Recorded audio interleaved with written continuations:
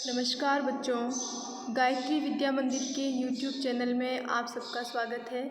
आपकी कक्षा 12 की अनिवार्य हिंदी की क्लास में हम पढ़ रहे हैं चंद्रधर शर्मा गुलेरी जी की प्रसिद्ध कहानी उसने कहा था। कहानी में अब तक हमने पढ़ा कि अमृतसर का चहल पहल भरा बाजार है, जहाँ बम्बू काट वालों के बीच से होकर एक बालक और एक बालिका एक दुकान पर आकर मिलते हैं और एक दूसरे से कुछ प्रश्न पूछते हैं। और चलते समय लड़का लड़की से पूछता है कि तेरी कुड़माई हो गई। लड़की उत्तर में धत कहकर भाग जाती है। उनके मिलने का क्रम चलता रहता है, कभी दूध वाले के यहाँ, कभी सब्जी वाले के यहाँ।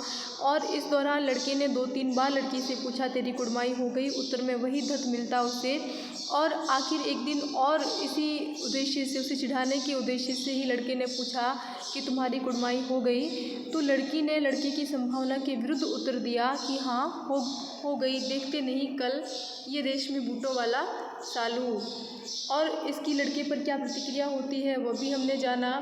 उसकी क्या मनोदशा होती है, व्यवहार में क्या परिवर्तन आता है, ये सब कुछ हमने पढ़ा। और अब पढ़ते हैं हम आगे। दूसरा दृश्य है युद्ध भूमि का। कहानी काफ़ी वर्ष आगे सरक गई है। युद्ध भूमि का वातावरण है, बहुत सजीव चित्रण किया है लेखक ने युद्ध भूमि के वातावरण का, युद्ध के दृश्यों का बहुत सुंदर वर्णन लेखक ने किया है। राम राम, ये भी कोई लड़ाई है। दिन रात खंदकों में बैठे हड्डियां अकड़ गई। लुधियाने से 10 गुना जाड़ा और मेह और बर्फ ऊपर से। देखो राम राम, ये भी कोई लड़ाई है। कथन का आशय स्पष्ट कीजिए, या इस कथन के माध्यम से युद्ध भूमि के सजीव वातावरण का वर्णन कीजिए, ये भी प्रश्न बन सकता है। तो देखिए, राम राम ये भी कोई लड़ाई है, ये कथन कहानी के मुख्य पात्र लहना सिंह का है, जो युद्ध भूमि में बैठे बैठे, खंदकों में बैठे बैठे जिसकी हड्डियां अकड़ गई है, उसकी ही नहीं सभी सैनिकों की हड्डियां अकड़ सी गई है, क्योंकि उन्हें हमला करने का, शत्रुओं पर धावा बोलने का आदेश नहीं मिलता है। केवल बैठे इंतज़ार करते हैं और शत्रु सैनिक जो है वो छिप छिप करके वार करते हैं, बम के गोले दागते हैं। ये और बहुत अधिक ठंड है वहाँ। तो युद्ध भूमि के सजीव वातावरण का चित्रण लेखक ने किया है, बहुत सुंदर वर्णन किया है लेखक ने। तो राम राम ये भी कोई लड़ाई है, इस कथन के माध्यम से युद्ध भूमि का जो दृश्य है वो देखें। दिन रात खंदकों में बैठे हड्डियां अकड़ गई, कि सैनिक जो है वो दिनों रात खंदकों में बैठे रहते हैं, बैठे बैठे उनकी हड्डियां अकड़ गई है। और देखें, लुधियाने से 10 गुना जाड़ा मेह, ये दोनों शब्द जो है आंचलिक शब्द हैं। जाड़ा यानी सर्दी, ठंड, और मेह यानी बरसात, बारिश। कि लुधियाने से भी 10 गुना अधिक ठंड है यहाँ, और बारिश भी, और बर्फबारी भी ऊपर से अलग से, और पिंडलियों तक कीचड़ में धंसे हुए हैं। ज़मीन कहीं, यानी इतना कीचड़ है कि पिंडलियों तक कीचड़ में घुसे हुए उनके पैर। ज़मीन कहीं दिखती नहीं, ज़मीन तो कहीं भी नहीं दिखाई दे रही है, खंदकों में बैठे हुए। घंटे 2 घंटे में कान के पर्दे फाड़ने वाले धमाके के साथ सारी खंदक हिल जाती है। शत्रु सैनिक जो है वो बम के बड़े बड़े गोले दागते हैं, जिस कारण उनकी पूरी खंदक जो है वो कांपने लगती है, और 100-100 गज धरती उछल पड़ती है। ऐसे लगता है मानो धरती उछल पड़ी है 100-100 गज। इस गेब यानी धरती हिलने लगती है बड़े बड़े बम के धमाकों के कारण। इस गेबी गोले से बचे तो कोई लड़े। इनको लगता है कि इस विशाल बम के गोले से यदि हम बच पाए तो हम अगली लड़ाई के योग्य रहेंगे। नगरकोट का जलजला सुना था, जलजला यानी भूकंप। यहाँ दिन में 25 जलजले आते हैं। यहाँ नगरकोट का जलजला यानी कि वहाँ पर भूकंप आता था, ऐसा सुना था, किंतु यहाँ तो दिन में 25 जलजले आते हैं, यानी कि 25 बार कम से कम शत्रु सैनिक बड़े बड़े बम के गोले दागते हैं, जिससे सारी धरती हिल पड़ती है और ऐसा लगता है मानो भूकंप आ गया हो, मानो जलजला आ गया हो। जो कहीं खंदक से बाहर साफा या कोहनी निकल गई तो चटाक से गोली लगती है। यानी शत्रु सैनिक इतने सावधान होकर खड़े हैं, सतर्क होकर खड़े हैं कि इनकी खंदक से बाहर यदि कोहनी भी निकल गई है तो चटाक से गोली लगती है। यानी कि शत्रु सैनिक इनके अंगों को अपनी गोलियों का निशाना बना देते हैं। न मालूम बेईमान मिट्टी में लेटे हुए हैं या घास की पत्तियों में छिपे रहते हैं, यानी दिखाई नहीं देते हैं, न जाने कहाँ से छिप छिप कर कायरों की भांति वार करते हैं। लहना सिंह और 3 दिन है, 4 तो खंदक में बिता ही दिए, परसों रिलीफ आ जाएगी और फिर 7 दिन की छुट्टी।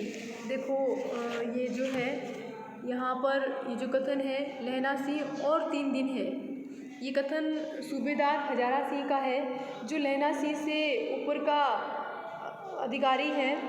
और लहना सिंह की इस शिकायत भरी बात के जवाब में वो कहता है कि बस 3 दिन और बचे हैं, 4 तो हमने खंदक में बिता ही दिए हैं और परसों रिलीफ आ जाएगी।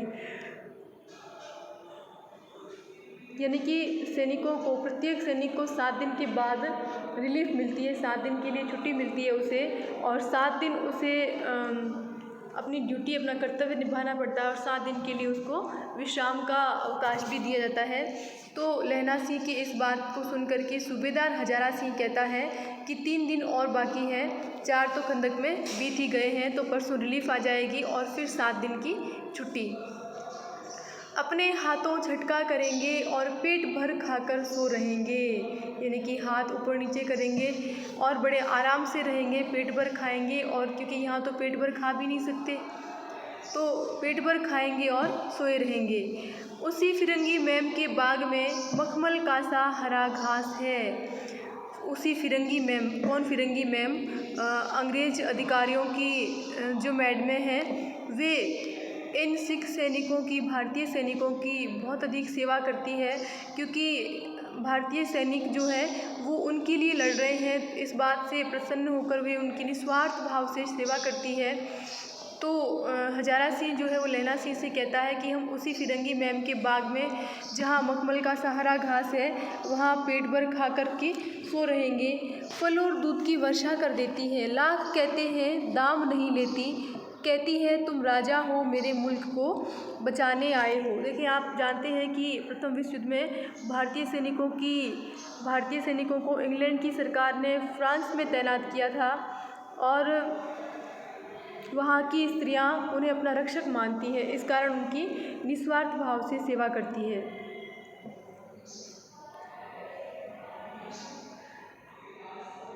चार दिन तक पलक नहीं झपकी।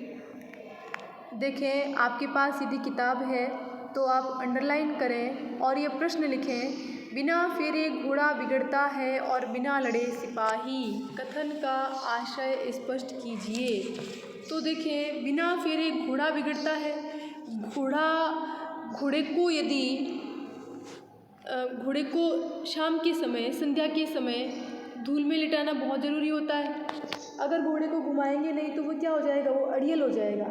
और इसी प्रकार सिपाही को भी युद्ध में लड़ने के समय जोश आता है, यदि उसे युद्ध के मैदान में लड़ने का अवसर न मिले तो वह सुस्त और आलसी हो जाता है, उसका जोश समाप्त हो जाता है। देखिए यहाँ इस हम पैराग्राफ को पढ़ते हैं तो एक प्रश्न और बनता है कि लहना सिंह की स्थिति पर कटे पक्षी की तरह है जो उड़ना चाहता है पर विवश है, स्पष्ट कीजिए। ये प्रश्न भी आप लिखें। बिना फेरे घोड़ा बिगड़ता है और बिना लड़े सिपाही, कथन का आशय स्पष्ट कीजिए। ये प्रश्न तो आपके है अभ्यास के प्रश्न में। और आप प्रश्न लिखें, लहना सिंह की स्थिति पर कटे पक्षी की तरह है जो उड़ना चाहता है पर विवश है, स्पष्ट कीजिए। तो देखें पहले हम बात करते हैं परकटे पक्षी की। परकटा पक्षी क्या? पंख जिसके काट लिए हो, ऐसा पक्षी पंखों के अभाव में उड़ने में असमर्थ होता है। लेकिन वो पक्षी है, उसका स्वभाव है उड़ना, तो अपने स्वभाव के अनुसार वो उड़ने का प्रयास करेगा, लेकिन वो विवश है, उड़ नहीं सकता। बात समझ में आ रही है आपके? तो परकटा पक्षी अपने पंखों के अभाव में उड़ने में असमर्थ होता है, यही स्थिति लहना सिंह की है। वह जर्मनों पर धावा करना चाहता है किंतु बड़े अफसर का आदेश नहीं था। खंदक में पड़े पड़े हड्डियां अकड़ गई थी, किंतु अब वो क्या करे?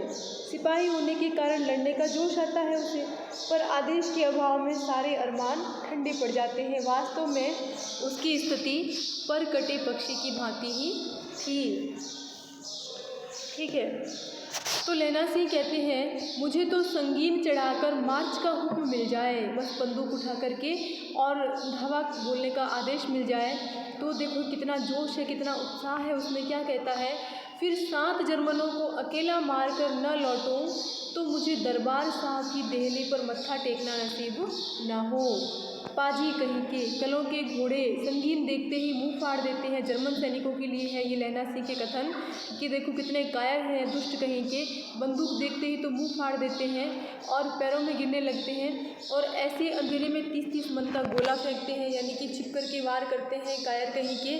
उस दिन धावा किया था, 4 मील तक एक जर्मन नहीं छोड़ा था। पीछे जनरल ने हट जाने का कमान दिया नहीं। तो लहना सिंह कहते हैं कि कभी पहले के किए हुए किसी धावे की बात याद दिलाते हुए कहते हैं कि 4 मील तक जर्मनों को खदेड़ दिया था।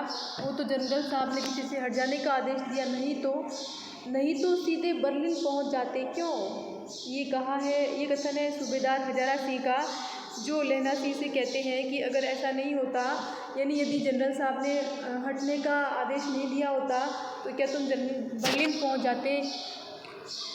क्यों? सूबेदार हजारा सिंह ने मुस्कुराकर कहा, लड़ाई के मामले जमादार या नायक के चलाए नहीं चलते, बड़े अफसर दूर की सोचते हैं। 300 मील का सामना है, एक तरफ बढ़ गए तो क्या होगा? यानी कि बड़े अफसर जो है वो तो चारों तरफ का सोच करके निर्णय लेते हैं। 300 मील का सामना है, अगर तुम एक तरफ से उनको खदेड़ दिया और आगे बढ़ गए तो क्या हुआ? सूबेदार जी सच है, लहना सिंह बोला, पर करें क्या?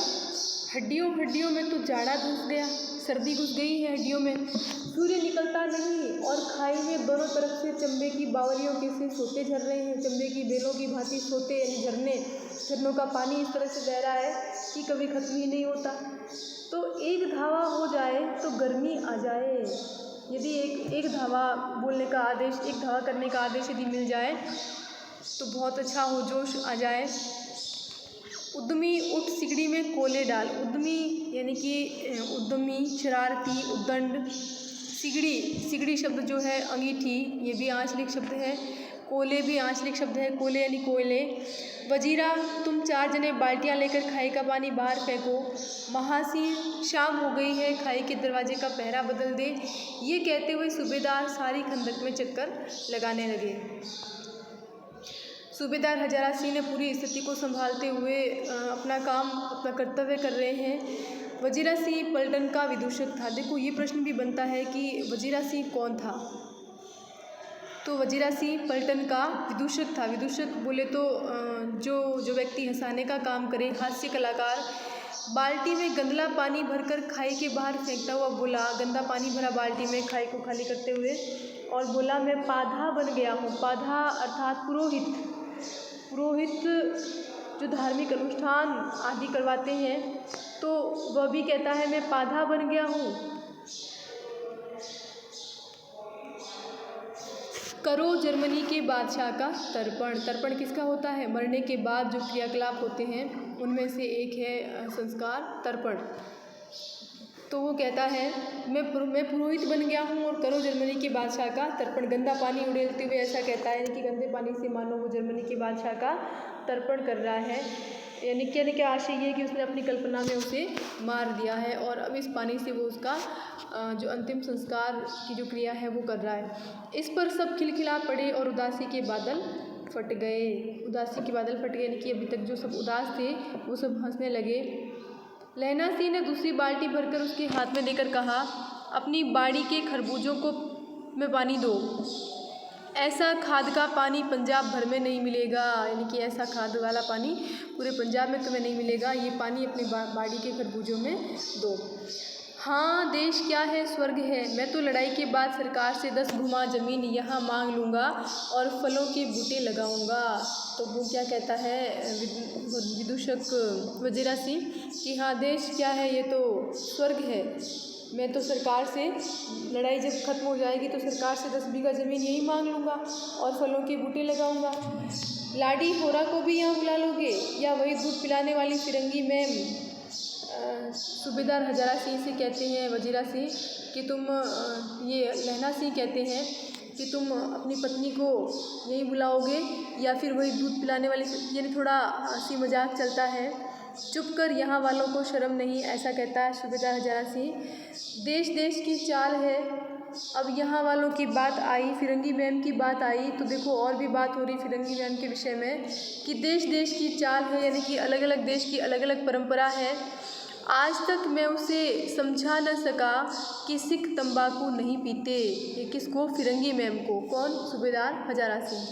वह सिगरेट देने में हट करती है, यानी कि वो बलपूर्वक सिगरेट देना चाहती है, जबकि वो ये नहीं जानती कि सिख तंबाकू नहीं पीते हैं। होठों में लगाना चाहती है, यानी बलपूर्वक सिगरेट होठों से लगाना चाहती है, और मैं पीछे हटता हूँ तो समझती है कि राजा बुरा मान गया, अब मेरे मुल्क के लिए लड़ेगा नहीं।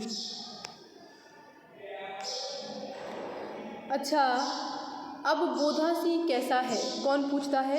सूबेदार हजारा सिंह।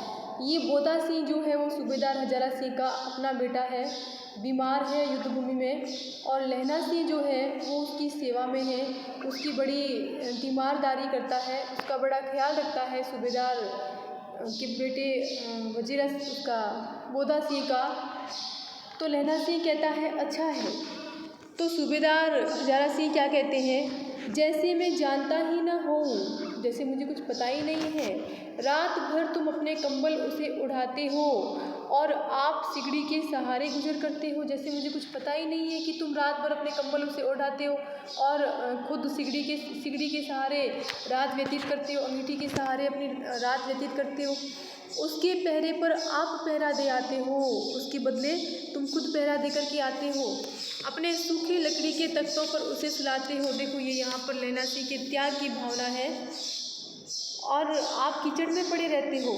देखो प्रश्न बिल्कुल इस कहानी से लहना सिंह के चरित्र का प्रश्न बनता है, और चरित्र की विशेषताएं कैसे प्रकट होती कहानी की घटनाओं से, अन्य पात्रों के मुख से उस पात्र के द्वारा उस पात्र के बारे में कही गई बात से पता चलता है। तो यहाँ सूबेदार हजारा सिंह जो है वो लहना सिंह के विषय में क्या कहते हैं कि मैं सब कुछ जानता हूँ कि रात भर तुम अपने कंबल उसे उड़ाते हो और स्वयं सिगड़ी के सहारे गुजर करते हो, उसके पहरे पर आप पहरा दे आते हो और अपने सूखे लकड़ी के तख्तों पर उसे सुलाते हो। आप कीचड़ में पड़े रहते हो, कहीं तुम न मांदे पड़ जाना। मांदे शब्द भी आंचलिक है जिसका अर्थ होता है बीमार। जाड़ा क्या है? मौत है, यानी ठंड नहीं, ये तो मौत का दूसरा नाम है। और निमोनिया से मरने वालों को मुरब्बे नहीं मिला करते। मुरब्बे एक प्रकार की ज़मीन है, तो ज़मीन जहाँ पर अंतिम संस्कार कर सकते हैं। तो क्या कहता है सूबेदार हजारा सिंह कि निमोनिया से इतना जल्दी मरते हैं कि मरने वालों को मुरब्बे भी नहीं मिला करते, यानी कि ज़मीन तक नसीब नहीं होती, इतनी जल्दी मौत आती है निमोनिया से। तो देखो क्या कहता है लहना सिंह, बहुत भावात्मक बात है ये, और कहानी के अंत में बिल्कुल यही बात होगी, आप ध्यान रखें इस चीज़ का। जब सूबेदार हजारा सिंह ने कहा कि कहीं तुम न मांदे पड़ जाना, तब क्या के और निमोनिया से मरने वालों को मुरब्बे तक नहीं मिला करते, तो लहना सिंह क्या कहते हैं? देखो, मेरा डर मत करो, मैं तो गुलेल की खड्ड के किनारे मरूंगा, भाई कीरत सिंह की गोदी में मेरा सिर होगा और मेरे हाथ के लगाए हुए आंगन के आम के पेड़ की छाया होगी। ऐसा कहता है सूबेदार हजारा सिंह को लहना सिंह, ऐसा कहते हैं। तो आप कहानी के अंत में देखेंगे यही बात फिर से आपके सामने आएगी, आपको याद आएगा ये चीज़ कि मेरा डर मत करो, मैं तो गुलेल की खड्ड के किनारे मरूंगा, भाई कीरत सिंह की गोदी में मेरा सिर होगा और मेरे हाथ के लगाए हुए आंगन के आम के पेड़ की छाया होगी। अब देखिए मैं आपको एक बात बताती हूँ कि लहना सिंह की मृत्यु जो है वो उसके घर में नहीं होती, आम के पेड़ के नीचे नहीं होती, उसके घर के आंगन में नहीं होती है, उसकी मृत्यु यहीं इसी युद्ध भूमि में हो जाती है। दुखद विषय ये है कि लहना सिंह की मृत्यु यहीं पर हो जाती है, इस युद्ध भूमि में ही उसकी मृत्यु हो जाती है। देखें अब हम इसका जो अगला भाग है, तीसरा दृश्य, तीसरा अंक जो हम अगले वीडियो में पढ़ेंगे। आज के लिए हम इतना ही रखते हैं। तो अब देखें हम इस दृश्य 2 जो हमने पढ़ा है यहाँ से क्या प्रश्न बनते हैं। बिल्कुल एक प्रश्न तो मैंने लिखा है, राम राम ये भी कोई लड़ाई है। बिल्कुल ये प्रश्न लिखें आप, राम राम ये भी कोई लड़ाई है। यह कथन किसका है और उसने ऐसा क्यों कहा? ठीक है। तो देखें कथन किसका है, मैंने बताया था आपको, फ्रांस की युद्ध भूमि में एक खाई के अंदर स्थित सिपाही लेनासी का कथन है। उसने ऐसा वहाँ की कठिन और अप्रत्याशित हालातों को देखते हुए कहा। वहाँ हड्डियों को अकड़ा देने वाली भयंकर ठंड थी, खाई में कीचड़ भरी थी।